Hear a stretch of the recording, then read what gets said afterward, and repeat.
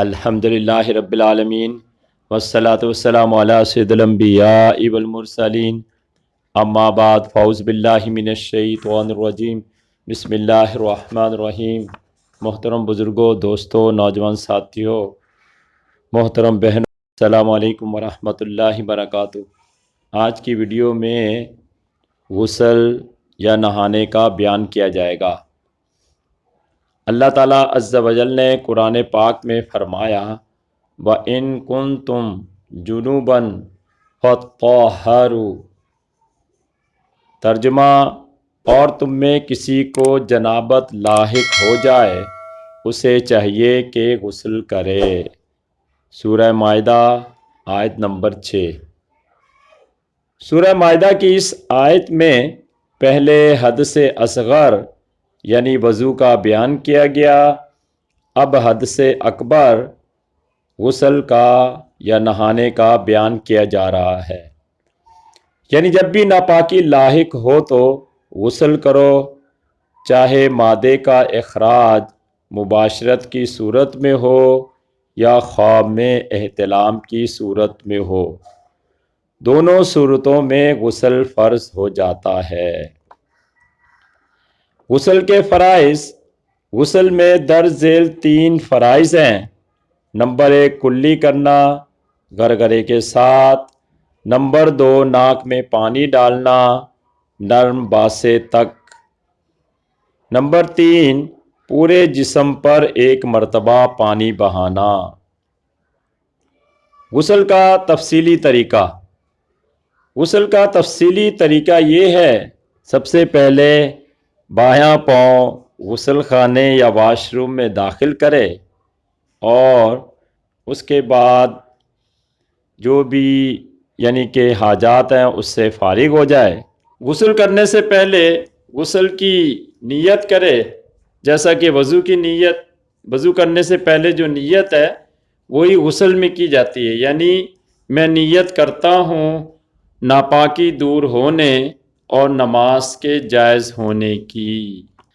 جسم پر جہاں بھی گندگی یا نجاست لگی ہوئی ہو اسے دور کر لے۔ یہ سب کام ہو گیا تو اس کے بعد جیسے وضو کرتے ہیں اس طرح وضو کر لے۔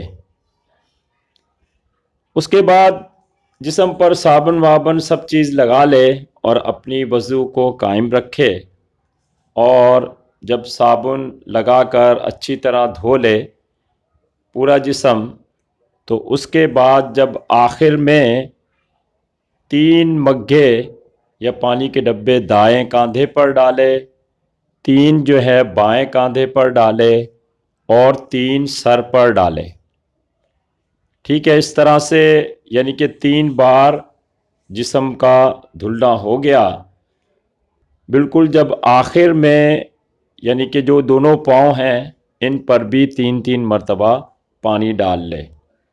اچھا، غسل کرتے ہوئے یہ بھی احتیاط کریں کہ جو یعنی کہ جسم کا سر کے بالوں سے لے کر پاؤں کے نیچے تک ہر حصے پر کم از کم 1 بار پانی بہہ جائے اور زیادہ سے زیادہ 3 بار یا اس سے زائد مرتبہ بہہ جائے، کوئی جگہ سوکھی نہ رہے۔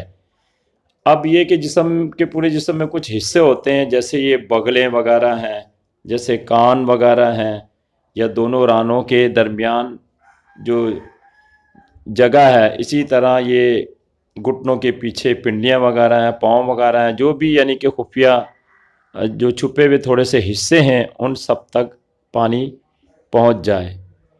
تو یہ ہے کہ کوئی جگہ سوکھی نہ رہے۔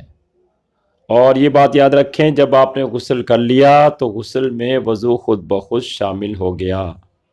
اب اسی غسل سے آپ یعنی کہ نماز بھی ادا کر سکتے ہیں اور قرآن پاک چھو کر بھی پڑھ سکتے ہیں۔ بعض لوگ یہ سوچتے ہیں کہ جب تک ہم کلمے نہیں پڑھیں گے تو پاک نہیں ہوں گے۔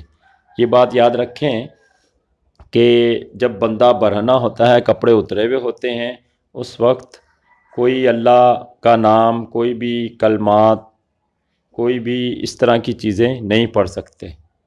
ٹھیک ہے، اسی طرح سے واش روم یا جو باتھ روم جو بھی ہیں یہ بھی یعنی کہ گندی جگہیں ہوتی ہیں، تو مطلب اس جگہ پر یعنی کہ آیتیں دعائیں وغیرہ نہیں پڑھ سکتے۔ تو شریعت کا طریقہ ہے کہ جو بھی چیز یعنی 3 بار دھل گئی تو وہ آٹومیٹک پاک ہو گئی۔ تو امید ہے بات سمجھ میں آ گئی ہوگی۔ اللہ تبارک و تعالی ہمیں صحیح معنی میں سنت رسول کے مطابق غسل کرنے کی توفیق عطا فرمائے۔ آمین بجاہ النبی الامین صلی اللہ تعالی علیہ وسلم وما علینا الا البلاغ۔